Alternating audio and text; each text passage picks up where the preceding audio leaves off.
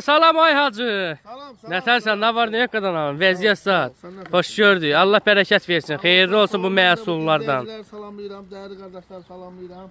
Bak gördüğünüz temiz 450 baş heyvan satılır. Bak bunların hamısı, yani satanlar belə qazor. Yani gördüğünüz. Maşallah olsun ay hacı. İçinde bir iki tane böyle karışık heyvan olar, ondaki istəsələr götürməzlər. Burada maşallah olsun. Qarışıq heyvan elə bir lam olmur. Hamısı qoşdan yekədir. Mən elə başa düşürəm. Hamısı tumluq. Bunların hamısı tumluq. Bunlara bak, hamısı yerli yeti heyvanlar. Yerli yeti. Onlara bak. Qoşdu bunlar qardaş. Yo, hamısı boğaz heyvanlar. Ay maşallah olsun. Həqiqətən Kına de, kına. super, super ay hacı. Bərəkətli olsun qadan alım. Allah əziyyətini yerdə qoymasın. Düğündəki bərbax. Düğündəki dəyərli izləyicilər. Martın 16-sıdır dəyərli izləyicilər. O Martın 16-sıdır çəkilişimiz davam eləyir. Buyurun baxın dəyərli izləyicilər. De bax, qomrala bax.